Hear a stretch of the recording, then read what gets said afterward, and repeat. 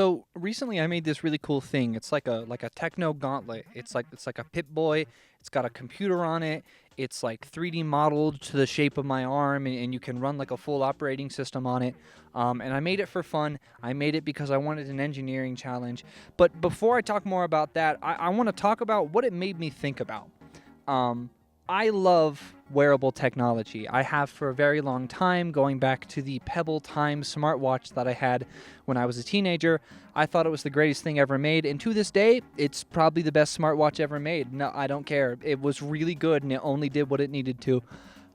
Either way, this tech gauntlet, I made it because I wanted a challenge. I wanted something that was difficult to make that would force me to learn more about 3D modeling in preparation for my future work in 3D modeling. But as with all things, I am always thinking about environmentalism. I'm always thinking about this solar punk aesthetic. And the entire time I'm making it, I'm telling myself that I'm a sellout. I'm a cyberpunk fanatic. From the moment I understood the weakness of my flesh, it disgusted me. I'm making this wearable computer device cyborg item. I craved the strength and certainty of steel. I'm losing it. I must be slipping towards full cyberpunk. And then I started asking myself the question, why does it have to be that way? Why are all wearables always kind of framed as this dystopian, humans have gone too far, we're too close with technology? Why does it always end up being framed that way? And I realize that it doesn't have to. But if you don't understand what I'm talking about, it's that sort of aesthetic, right? You've got this dark world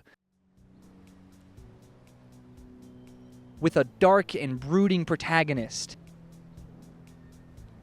who uses a special and unique piece of technology, some armor or suit or watch that helps them fight the power and destroy the evil capitalists and you know, be punk, which is epic and awesome. Genuinely epic, genuinely awesome.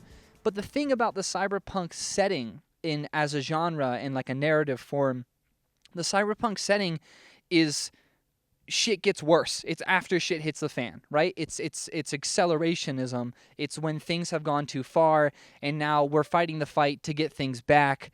But there's also a lot of these, you know, narrative subtexts of like technology has gone too far and we're using it to win ourselves back and stuff like that. It's so fun as a narrative, right? I love it in fiction, but I don't want that in real life at all. I don't want the outcome where things get worse. I don't want to have to think that things have to get worse before they get better. I'd rather they just be okay right now. So when I imagine how my cyber gauntlet could be used, how this piece of wearable technology should be used, I'm thinking of something really different. I'm thinking of something super casual, kind of like this. Oh, right. I wonder what the soil pH is. 10? That's kind of basic. Oh shit, my strawberries! So in terms of how I see this device possibly being used, I imagine it as just a smart wearable device that connects to sensors in a food forest and allows someone to have better data on how their plants and crops are growing than they otherwise would just on their own. But honestly, this project was never actually about making some sort of viable product. I don't think in context of like items that I can sell, and I don't even really think much about end users either, because I'm not trying to make a product to sell. I did this project because I wanted to learn more about 3D modeling, and I wanted to challenge myself to do that. Though at the end of the day, I do feel that I made like actually a very cool little device. So let's go into the process and talk about how I made this cyber tech gauntlet thing and what I think it could be used for, and how I think that informs our understanding of the idea of what is solar punk versus what is cyberpunk, those two sort of punk aesthetics. So to start, and I don't have much great video of this, I just 3D modeled out my forearm. And the way I did that is actually with an Xbox Kinect and a USB adapter, which allowed me to 3D scan my entire forearm, which I then took into Blender and I cleaned it up, quote unquote, and then chopped off certain parts so I could have a base to work with. After that, I brought it into Onshape, and I included mounts for some of the various components. Let's talk about those components real quick. The brains of the operation is very simple. Like, I'm not a genius. It's a Raspberry Pi Model 4B, I believe. Yeah, it's a Raspberry Pi 4B. I got the one with 8 gigabytes of RAM, so that way it could run an operating system. On a little micro SD card, I have a copy of Ubuntu, which I think is how you say that. This was actually the first time I ever installed a version of Linux, so that was fun. The gauntlet also includes 3 18650 lithium-ion cells, which I harvested from a broken electric lawnmower battery that had failed.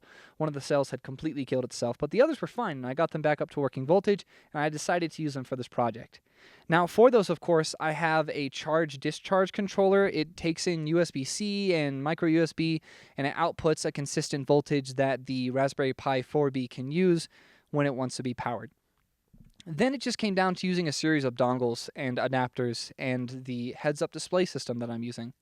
In terms of dongles and adapters, I have a, I believe, mini HDMI to full-size female HDMI adapter, as well as just a USB-C to, USB-A plug that I'm using to power the Raspberry Pi off of the charge-discharge controller for the 18650 cells. The thing that the Raspberry Pi actually goes into is a pair of X-Real Air 2 Pro glasses. Pro? Maybe it's just Air 2. It's a pair of these heads-up display glasses that I bought because I was thinking even more about the sustainability of content consumption, and I realized that, like, a very small display very close to your eyes consumes significantly less power than a giant TV. And I wanted to experiment with that piece of technology, especially as my fiance and I move towards possibly being van dwellers, and we will no longer have space for a giant TV. It'd be very cool to look at how viable a heads-up display is. And once I got that, the ball just started rolling, and I thought harder and harder about how this gauntlet could be used and what its uses might prove to be.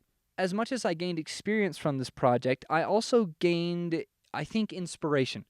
I started thinking about this whole idea of what it means to be cyberpunk, what it means to be solarpunk, and how my fixation and love for technology can be integrated into those ideas, specifically solarpunk, because that's what I have a preference towards. So in terms of what I think this gauntlet could be used for in like an environmental sense, the first thing is it's incredibly low power. Raspberry Pis, I cannot believe how low power they are compared to the amount of processing power they actually have on board. The things that they can do are insane compared to the amount of power they sip. It's like 10 watts or something, right? The size of a solar panel. You could wear a solar panel to power a Raspberry Pi permanently during the daytime. I just want you to think about that. Like, it's be a very small panel, actually. I imagine, a use case for this gauntlet is like I showed you in that funny little video earlier. You're walking around a food forest or a community garden, and there are just simple radio transmitter-based sensors throughout the garden. You could be measuring pH, you could be measuring temperature, humidity, moisture. You could be measuring sunlight. You could be measuring the presence of certain chemicals, though that would be a bit more of a complicated sensor. There are many, many different things. You could measure volatile organic compounds in like a pile of compost. There are many things that you could measure, and if you could map them to a wearable device that connects to a heads-up display, you could be walking around the food forest with a little mini-map, kind of like Fallout at that point, and you could be like, oh, crap, this is too high, this is too low, oh, I need to do this, or, oh, the sunlight isn't really the right angle, I thought it would be better here, but I was wrong. The thing is that I like the idea of wearable technology as a tool and not a product. And that brings me to how I compare and think about what it means to be cyberpunk versus what it means to be solarpunk. And I think that's the distinction. Technology as tools versus technology as products. Things that are consumed versus things that build and produce. Solarpunk is an aesthetic of building. It's not an aesthetic of destruction. There are aspects of punk that many people think involve destruction, and they might be right. That might be a part of the meaning of revolution. But when I think about a utopian future of sustainability and peace without states, without hierarchy, I am envisioning a future where technology is not a thing that we chew up and spit out. It is a thing that we use to live our lives to the fullest, which I'm sure many people who are advocates of technology think that is what technology is being used for to this day. And I don't see that at all. I see many examples to the opposite, and I think cyberpunk is a perfect example of the opposite. Cyberpunk is the aesthetic where capitalism has run loose. Everything has to accelerate. That's accelerationism. It has to get worse. And we have to use the technology to fight back against the oligarchs, which, hey, in many ways, that'll be true either way. That is true right now in whatever dystopia we live in presently. That would be true in a cyberpunk dystopia. That would be true after or before the existence of a solarpunk utopia. Technology is a tool, and it can be used to fight the power. But cyberpunk is this aesthetic in my mind where technology is a product, and you've sort of crossed this line of utility, and it's now no longer about utility. It's about going beyond utility. It's about indulgence. It's about doing something that isn't necessary. And in a solarpunk world, you should be able to do things that aren't necessary. Technology shouldn't just be for just surviving, right? We don't want to just go back to this, subsistence pastoral living, except there are robots. Like, that's not exactly solarpunk either. But in my mind, I wanted this gauntlet. I would prefer if wearable technology were used as a tool for the future instead of just a toy or a product that doesn't really do much of anything. Interestingly, this idea of how high or low tech influences a person's quality of life, it got me thinking about a post I saw, unfortunately, in a subreddit, but it was a really good post. Humans love to categorize things. So we have like the political quadrant things, like libertarian left, authoritarian right, like the 4 quadrants. Someone tried to make one of those, except with different punk aesthetics or like just political alignment kind of aesthetics. And the way that I saw one written recently tried to explain things in terms of quality of life versus level of technological development. And originally, when someone posted it, they put that solarpunk was high quality of life and low technological prowess, right? So low tech, but high quality of life. And then, to counter to that in the bottom left was anarcho-primitivism, which is low quality of life, low tech, which some primitivists might disagree with. And then cyberpunk, right, was high tech, low quality of life, right? So it's a post-capitalist hellscape, but there's a bunch of technology everywhere. Yay, Elon, yay, like great. And then in the bottom right, I believe, was cottagecore, which is really interesting kind of contrast. Cottagecore was like low tech, high life. So that's like a sustainable sort of pastoral living, which people try to not conflate solarpunk with. Solarpunk, in my mind, genuinely is high tech, but it's high tech with a purpose, to be used as tools to build and not destroy, or even just for pointless things, right? It's being respectful with your resources to achieve a given goal, a goal that is known and that you care about. That is what solarpunk is to me. So I love that post. I think it was a really great way of categorizing things that makes it digestible for people to understand how solarpunk is a high-tech movement, but it's tech with a purpose, and it's tech that is not a product or a toy. It's tech that's a tool that does things that matter for people. To those of you that stayed, I appreciate you tolerating my rambling. If you aren't subscribed, be sure to get subscribed. Like this video if you like it. Leave a comment if you would like. I just want to reinforce, I love fictitiously both the aesthetics of cyberpunk and solarpunk. I love all of these aesthetics. I think they're super fun. I think they make great settings for games and fiction, and I think they even make great opportunities for thinking about the future. Because at the end of the day, as much as I don't want a cyberpunk future, guess what? It got me thinking today. Even if I don't particularly want it, it got me thinking, and that's a valuable thing too.